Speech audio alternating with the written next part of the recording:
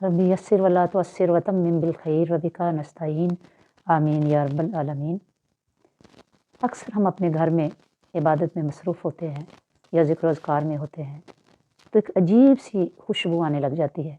अचानक खुशबू आती है, हम डर से जाते हैं, ये क्या है, ये खुशबू क्यों आती है और हमें उस वक्त क्या करना चाहिए।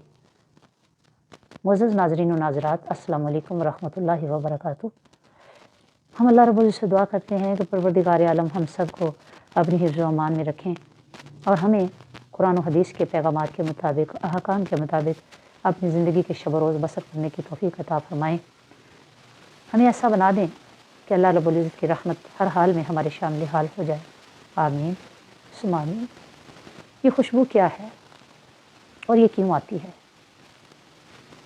अक्सर औक़ात जब हम अपने घर में, अपने रूम में मसरूफ़ हैं, इबादत में, नमाज़ पढ़ रहे हैं या हम ज़िक्र अज़कार कर रहे हैं या तिलावत कर रहे हैं और महवियत के आलम में हैं, यकसुई से बैठे हैं और दुनिया से बिल्कुल कट कटा के अल्लाह रब्बुल इज़्ज़त की बारगाह में मुराक़बे की हालत में बैठे हैं। या बाज़ दफ़ा होता है कि एक गैदरिंग है तो उसमें अल्लाह का ज़िक्र हो रहा है, एक ज़िक्र नहीं कर रहा, कई ज़ाकिरीन हैं, तो अचानक एक बहुत प्यारी फ्रेगरेंस आने लगती है, खुशबू आने लगती है। तो फिर हम दूसरों से पूछते हैं कि क्या आपको भी खुशबू आई, आपने महसूस की? तो कई खुशबख्त ऐसे होते हैं जो कहते हैं कि हाँ मैंने महसूस की। अब अल्लाह रब्बुल इज़्ज़त का कितना फ़ज़्ल व करम और एहसान है कि वो अपने ज़ाकिरीन की इस तरह भी कदर अफ़ज़ाई फरमाता है।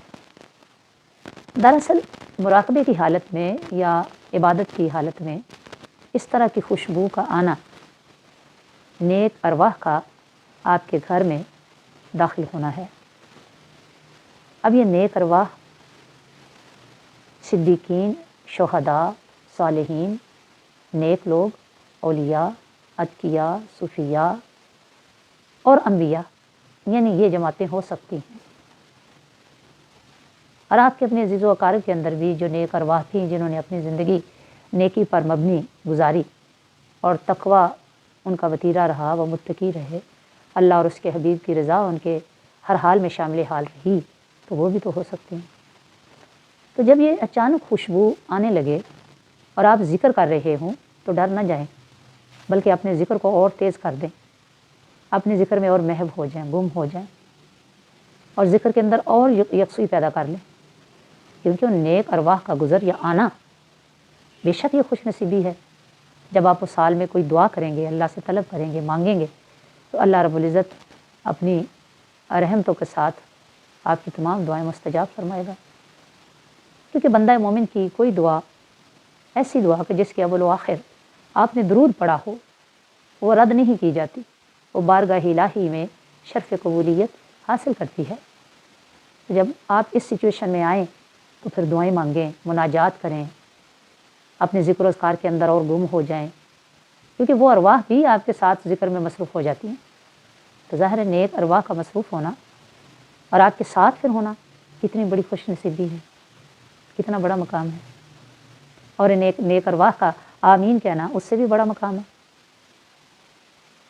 तो डरना नहीं है इस हाल में, परेशान नहीं होना कि पता नहीं कि क्या हो रहा है। तो ऐसी हालत में ये नहीं कहना कि पता नहीं मेरे किसी अहले खाना में से किसी ने खुशबू लगाई, किसी ने भी नहीं लगाई होती, तो आप सोचने लग जाते हैं, आप एहसासात में लाकर महसूस करने लगते हैं। ये तो अल्लाह ताला का ख़ास फ़ज़ल और करम आपके साथ है कि नेक अरवाह आपके साथ साथ हैं और आपकी आमीन पर वो भी आमीन कह रही हैं और आपके अज़कार को पसंद करते हुए वो भी आपके साथ बैठना पसंद करती हैं। कितनी बड़ी खुशनसीबी है मुअज़्ज़ज़ नाज़रीन व नाज़रात। अल्लाह रब्बुल इज़्ज़त ये प्यारे लम्हे, ये दुआ की कबूलियत के लम्हे, नेक अरवाह के साथ के लम्हे हम सब अहले ईमान को अता फ़रमाएँ। आमीन। और बाज़ दफ़ा ऐसा भी होता है कि आप अपने घर में ज़िक्र अज़कार में मसरूफ़ हैं, इबादत में मसरूफ़ हैं। होना तो ये चाहिए कि आप अपनी ड्यूटी पर हों या घर में हों, घर के काम काज कर रहे हों, तो वो हथकार वाल हो और दिल यार वाल हो, तो बात तभी बनती है कि आप दुनियादारी में भी रहें तो आपका दिल ज़ाकिर रहे, अल्लाह रब्बुल इज़्ज़त के साथ उसकी अटैचमेंट हो, क्योंकि आपकी ज़बान ज़िक्र में ज़बान रहेगी, दिल रहेगा اور کام تو آپ نے ہاتھوں سے کرنا ہے، بلکہ اس ذکر کے صدقے میں آپ کے سارے کام بھی آسان ہوتے چلے جائیں گے الحمدللہ۔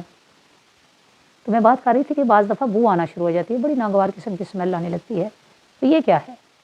یہ دراصل آپ کو بھٹکانے کے لیے، ڈرانے کے لیے، آپ کو عبادت کے اندر خلل پیدا کرنے کے لیے ارواح بد کا آنا ہوتا ہے، شیطانی ارواح کا، جنات کا، کہ یہ انسان عبادت سے رک جائے، اس طرف نہ جائے، اس کو ڈرایا جائے۔ تو آپ بالکل گھبرائیں نہیں، پریشان نہ ہوں، آپ اپنے ذکر میں محو رہیں، آپ اپنے ذکر میں گم رہیں، آپ اللہ اور اس کے حبیب کا نام لیتے رہیں، اللہ کے نام کی اور آقا علیہ الصلوۃ والسلام پر درود کی مالا جپتے رہیں۔